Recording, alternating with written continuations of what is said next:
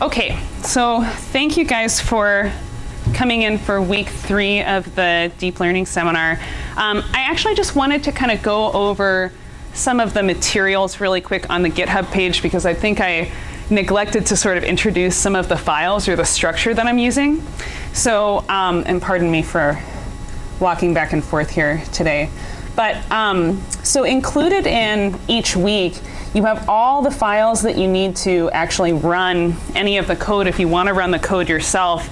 You have that in 2 different file formats, .py files, which are just regular Python files, and then also Jupyter notebooks, which have the file extension .ipynb. So in week 1, I have a getting started guide in there. If you don't know how to run Jupyter notebooks, that would be a good place to go to kind of figure out how to do that.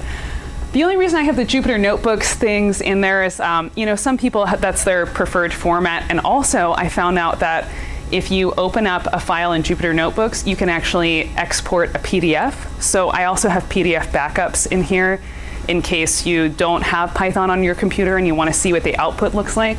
So any of these files that have the same name as one of the Python files with a PDF extension, that's the actual PDF of the code. And I'll show you guys some of those today too, because I'm actually not going to run a lot of live code today. A lot of the code I have prepared today actually takes quite a while to run. And, or one of them specifically takes quite a while to run. So we'll just be looking at mostly the output from the code that I've already run for you guys. And then also, I have in here, let me show you guys this last important thing. In each folder, I have a text file that will be, weekn dot, underscore info dot text. And I just give a brief overview of all of the files, all of the important code files that are in that folder for you. Because I also have a lot of, images or PDFs and output in there for you as well. And so this just gives you just a brief overview of what the objectives were for the session that you were in today. And then also just a brief overview of what each of these codes do. And I have them listed in the order in which they need to be run as well. So that's an important aspect to focus on, right? Because you don't really want to run your model before you've actually pre-processed it, right? That wouldn't make any sense. So those are just some little tidbits that I wanted to throw out there. Has anybody had any difficulty with the GitHub page at all? Okay, thank you. And then also, I have videos up now. So they're pretty raw.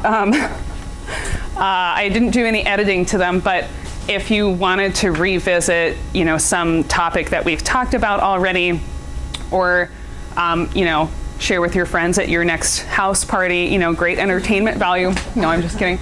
So all those videos are now up on YouTube. I put them up in separate chunks. That's just the way it comes out of the camera. So I think they're in 4 gigabyte chunks or whatever. So I should be able to get today's videos up sometime this weekend. So that's a fun thing. Okay, so what I'm going to do now is just get into this presentation. So, whoops, that's not what I wanted to do. Let's try again. Let's do, I think I have to do this. Okay, that's what I wanted. Good.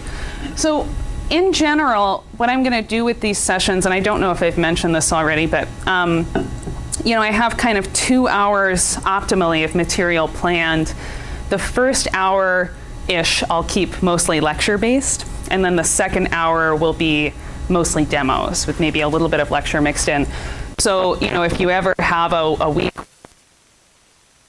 2 hours to spend in this room, that's totally fine. Just come for one or the other, or just come for as much as you can. Just try to enter and exit as quietly as possible. So today what I want to talk about, last week we sort of brought up concepts about pre-processing and regularization and really just fine-tuning the functionality of your network and sort of understanding, when you actually visualize the output, is your network performing the way that you actually want it to work, right? So I'm going to go over some sorts of rules of thumb today in the lecture portion, and then in the demos, I have an actual hyperparameter tuning run that I did for you guys. So, just some kind of things to keep in the back of your mind as we're going through this material today would be, really what we want to think about, especially in terms of pre-processing, is that we have real physical processes, especially with scientific data, that we're trying to communicate to a computer. So we really need to take a lot of consideration into how we're going to communicate those most important aspects or most salient aspects of our data to the computer, right, to the Python deep learning framework that we're using. A lot of times people talk about neural networks as black box models. Have you guys all heard of this black box model concept? So just to briefly explain that, the idea of a black box model is that you feed in some inputs, you get some kind of output out, but you don't really know what happened in between, right?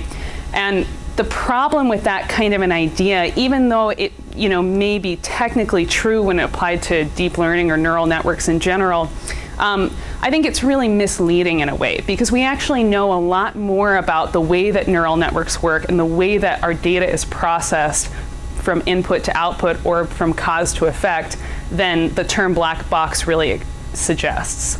So, a lot of times what people think is, oh, this is a black box model, so I can go ahead and just dump all of my data in and it will spin it around and output exactly what I want. And the problem is that, yeah, sure, you can map apples to oranges if you really want to, if you have an eternity to do it and a lot of computing power and a lot of patience, or you can do your job as a scientist and you can work with that data so that we're communicating the story appropriately to the computer. So that's something to kind of keep in the back of your mind as we're going through this. Another thing to think about, and we'll talk about some of the sort of like danger points today, right? Of when you're going through a neural network process and you're doing the training and you're looking at your output, how do you know if you're doing it right? How do you self-check yourself to really understand whether or not your network is functioning appropriately? And so we'll talk a little bit about that today. And that's particularly during the training process, right? And then some little knobs to tweak, right? Like, what actions can we take that we can use to improve performance, and what order do those actions need to occur in, right? One of the most difficult things, I think, when it comes to working with neural networks is that, or really with any kind of complicated algorithm, right, is that there are a number of knobs that you can tweak to sort of adjust your output a little bit here and there. But if you're tweaking a ton of things at once and not really understanding exactly what the expected effect would be, then you might not actually be tweaking the knob that you need to tweak at the right time that you need to tweak it. And that can be a very confusing process to kind of work through, if that makes sense. So we'll talk a little bit about some of the kind of the important pieces of the workflow today too.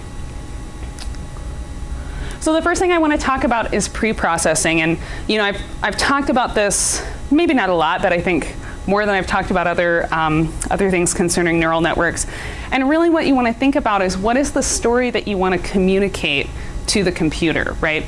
Computers are very, very intelligent, but I know people are working on this stuff, but let's talk about the computers in this room. They're not exactly self-aware, right? They only will do exactly what you tell them to. And so you have to be very careful as a data scientist to feed in information that tells exactly the story that you want to be told, right? Another part of pre-processing, we've talked about this a little bit, is that we do have to worry about memory, right? Our computer's memory.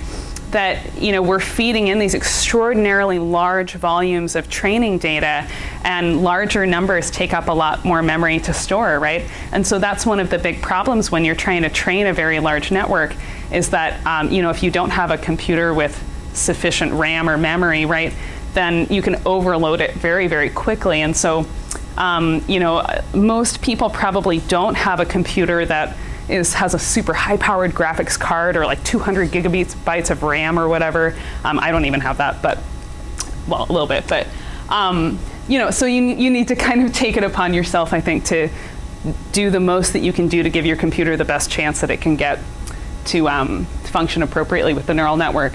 And then, we've talked about this a little bit too, oftentimes, especially with geospatial data, you have features that are on different scales, are measured on different scales, right? So I might have, like some of your petrophysical data, right? Some of those values are like your gamma ray, or that's going to be values in what, like the thousands, 10,000s, whereas you might have depth measurements that are in 10 meters, 20 meters, something like that. So those numbers are on extraordinarily different scales, right?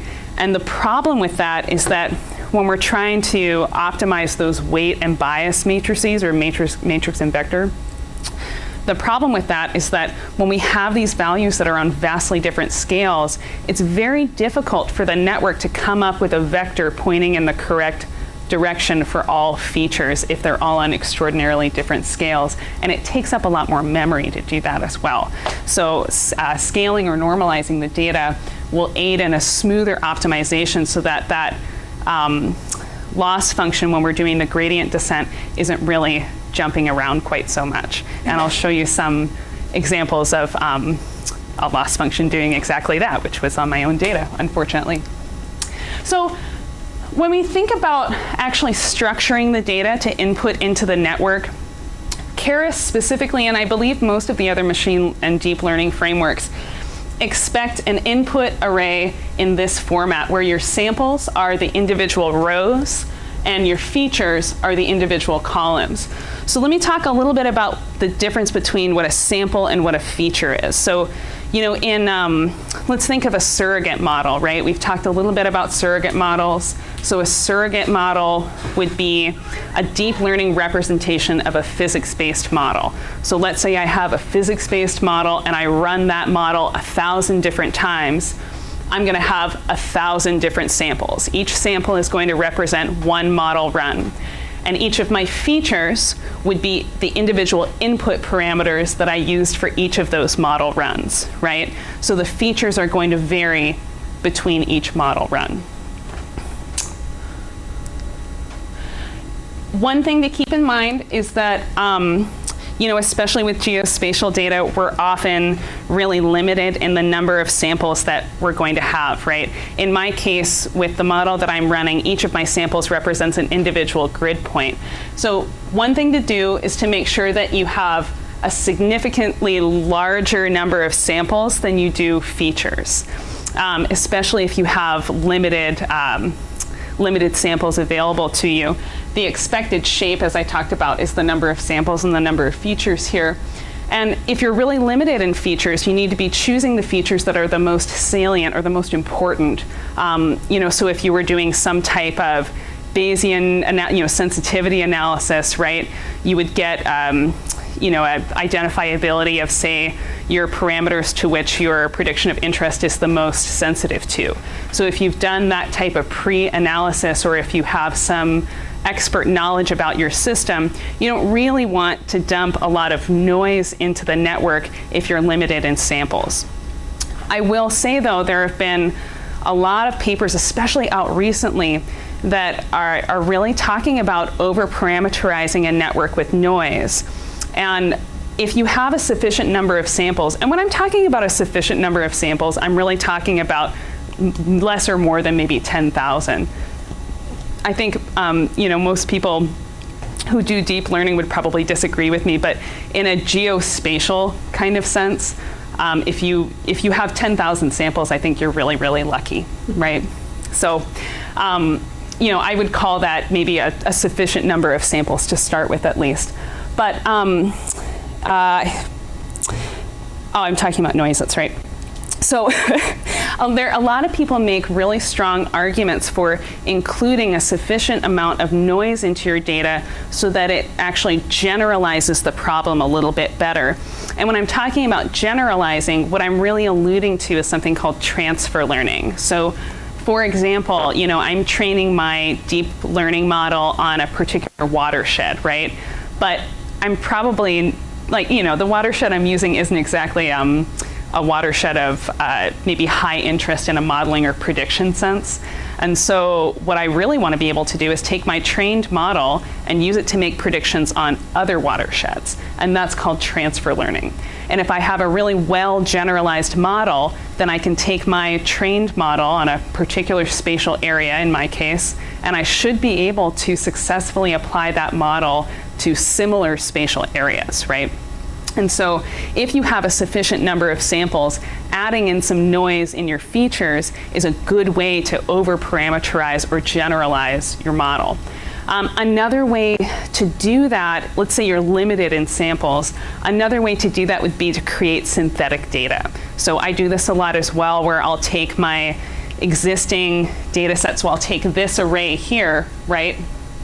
And I will replicate that array and add a little bit of noise into it. And that, it essentially replicates the same samples over again, but with slight differences, so that the model will recognize them as being somewhat unique, right? That it won't accept them as the same sample. And that does help me get, it at least helps me get a larger volume of samples, so that I have, for each epoch, kind of more chances, right, per epoch of optimizing that network a little bit faster and getting some better predictions out. But I think there's a little trial and error that needs to be done with each individual sort of approach when you're trying to do that kind of a problem.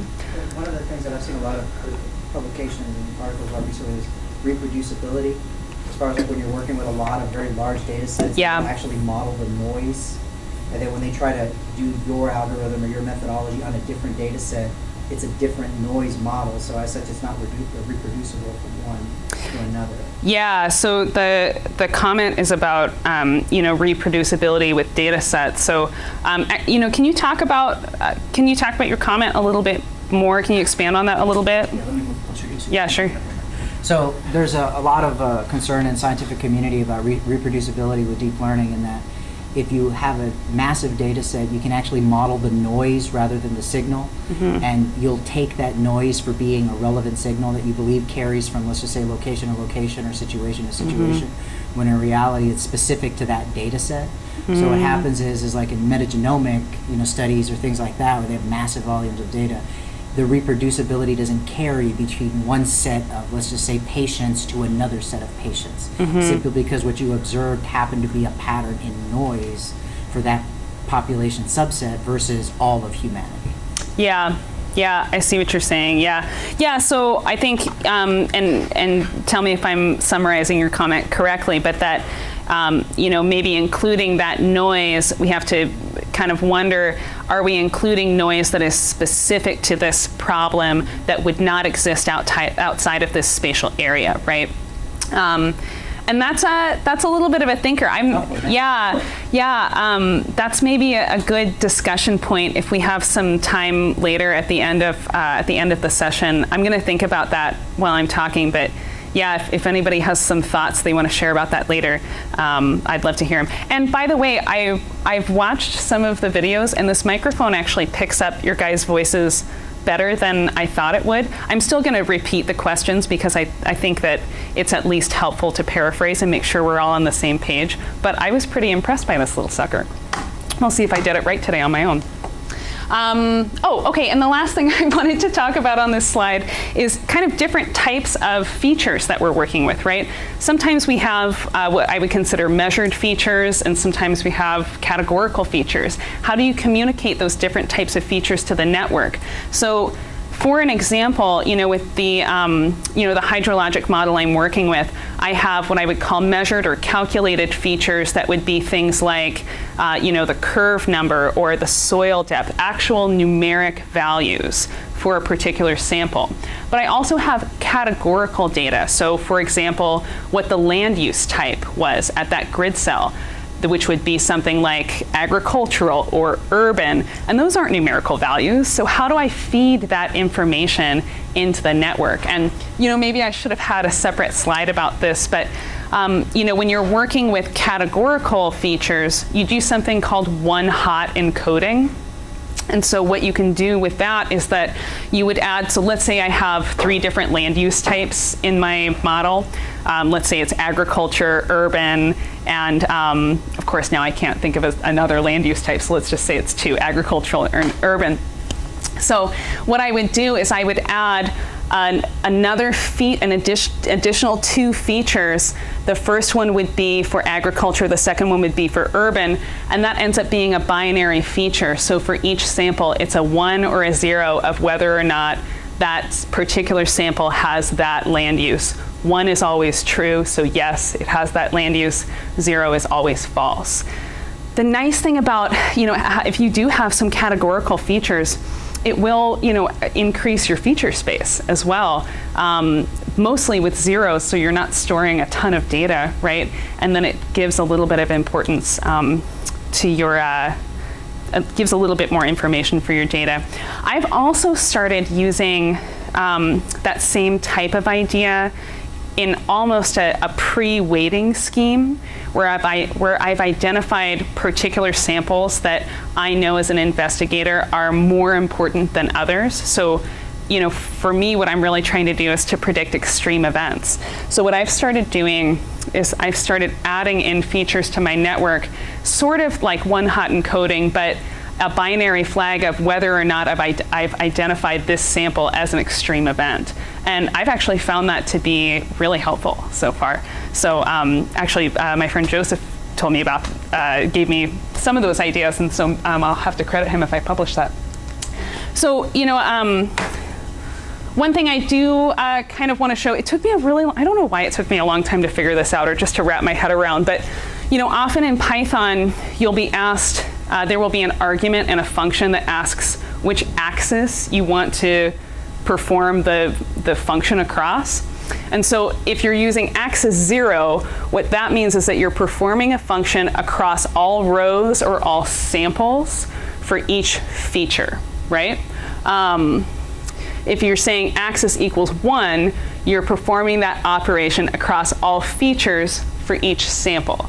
So in the next couple slides, I'm going to talk about scaling and normalization. And so when we're thinking about normalizing data, we're not actually normalizing the array or the matrix as a whole. We're normalizing the individual vectors within that array. And we have to decide which axis is going to hold the most importance in the story that we're trying to tell about our data. The most common way is to do axis equals 0, which means that what I'm going to do is for all of my samples, I'm going to take each individual feature and I'm going to normalize that individual feature. But again, I think as an investigator, you have to sort of think about what's going to be the best solution for your problem. And that's maybe something to play around with a little bit, right? It's another way to drive yourself crazy, which I've done. Yeah, so.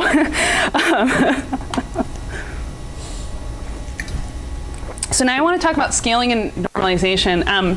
So what I did was I just ran a little experiment, and I took the same data that we worked with last week, that y equals x squared equation, and I added some extreme outliers to the data just to give an example of how outliers will affect your normalization process and scaling versus normalization. So when we talk about scaling the data, all we're doing is changing the range of the data set itself. So in this case, my unscaled data varies between negative and positive 10.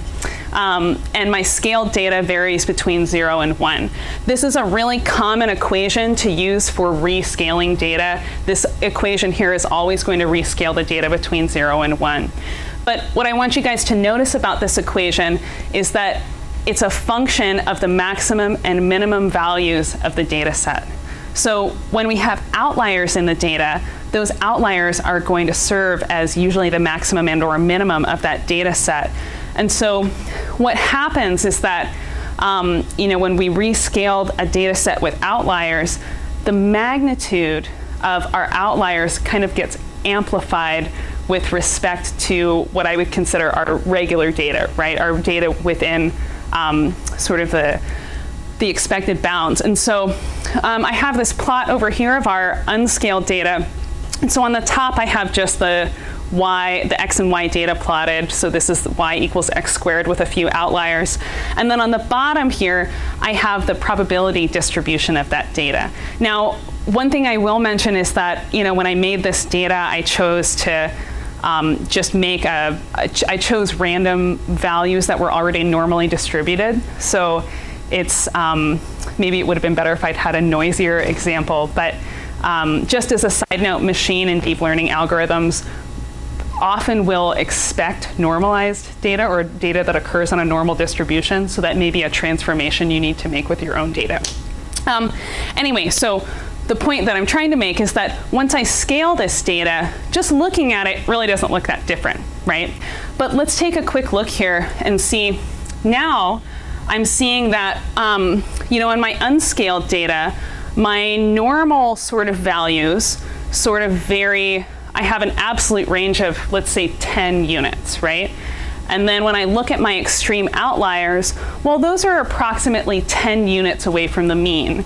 So the point that I'm trying to make here is that on my unscaled data, the full range of what I would call, or the absolute range of what I would call my normal data, is sort of equal to the range from my mean to my greatest outlier. But when I look at my scaled data, that's changed quite a bit. Those magnitudes have now been skewed, right? So my quote unquote normal data now has a range of approximately 3 units, whereas the range between my mean and my greatest outlier is now approximately 5 units, right? So I've skewed those relationships a little bit. So more commonly, I think it's more appropriate to do what's called normalization, or I think what would maybe a more appropriate term would be called standardization. And there are a lot of ways of standardizing your data. What I've shown here, this kind of funny looking equation, is called the L2 or Euclidean norm. So, I'm sure that, in your physics class that you guys took as undergraduates, you guys talked about norms and then, covered your eyes and looked away and forgot about it, right? But when you think about normalizing a vector, do you guys remember the term unit vector? Yeah, everybody's nodding. Yeah, we all remembered that. So when you're making a unit vector, what you're actually doing is you're just dividing each vector component by the magnitude of the vector, right? Really, this is just an equation for the magnitude of a vector. I'm taking each component of that vector, and I'm squaring it. I should have taken that absolute value off. That doesn't make any sense. Anyway, I'm squaring each of those, summing them, and taking the square root.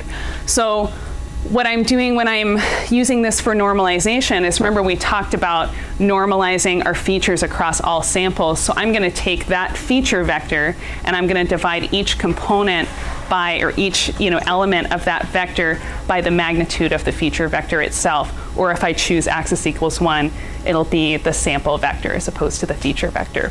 And what I want to point out here is that what we've done is we've changed the scale without changing the relative ranges of the data. So again, we see in our unscaled or unnormalized data, I should say, our quote unquote normal values range on between -5 and 5, so have an absolute range of 10 units.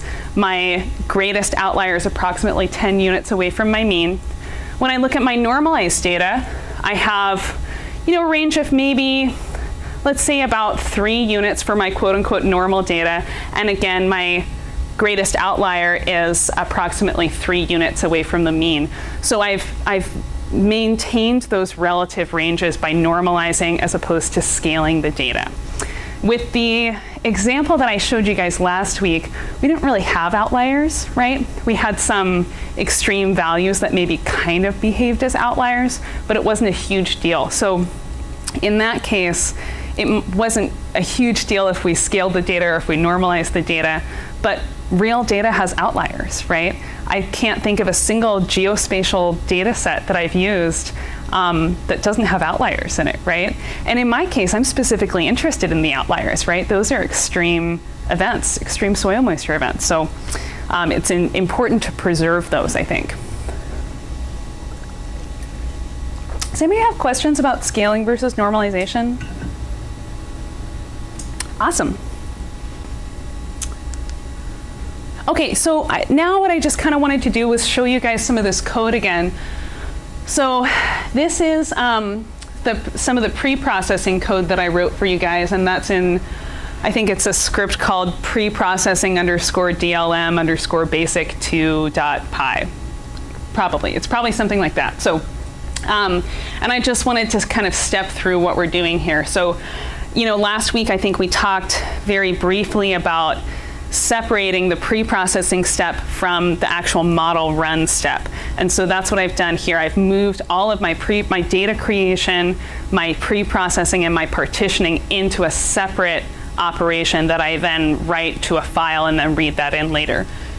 So what I'm doing here is I'm creating my X data. In this case, I'm just creating random normally distributed data, excuse me, and I'm squaring that data to get my Y. Sorry, we're a little cut off on this side for some reason.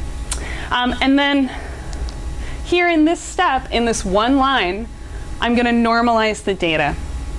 And I'm using a tool called pre-processing from a framework called scikit-learn. Scikit-learn is a machine learning framework. You can do a multi-layer perceptron with scikit-learn, but not more advanced deep learning architectures. So, you know, oftentimes people will use a lot of the tools from scikit-learn. And I think even the Keras framework might have already incorporated some of those tools, but I just pulled this one from scikit-learn. And you can look all of these things up online. They all have documentation, right? There are within, so just talking about the syntax here, pre-processing would be you know, a particular package within the scikit-learn framework. And normalize would be a module within the pre-processing package, if that makes sense. So normalize is a tool within the pre-processing toolbox that you're going to pull out. There are, of course, other tools within that toolbox that you could select for yourself, and you can go through and read the documentation on that stuff to get a good idea of what would be the most appropriate for your problem. And you can see here that what I'm doing is I'm applying this normalization function to my input data. I'm using that L2 or Euclidean norm, and I'm normalizing on axis equals 0, right? So I'm normalizing each individual feature vector. Now, in this case, I don't know if you guys noticed this, but you know, my input data is it's just one, it has only one feature, right? So it's just one column of data. So if I were to say normalize across all across all features for each sample, then I would essentially do nothing to my data, right? I would do nothing important because the magnitude of each element would just be the element itself. And so I would really be, that would be a dangerous thing to do because it wouldn't actually be helping me at all. So, you know, the next thing I do here, and I don't think I talked about this at all, but I always shuffle the samples before I partition into my training and test data set. So that's really important, especially when you're working with geospatial data, because let's think about my example, right, where each of my samples represents a grid cell. So the grid cells that are next to each other have some kind of related spatial information. So if I were to not shuffle the samples and just directly partition my training and test data, what I'm really doing is I'm training my network on data that have some spatial relationship, and then I'm testing it on data that have a different spatial relationship than my training set. So what I do here is I go ahead and I shuffle the samples so that none of the samples that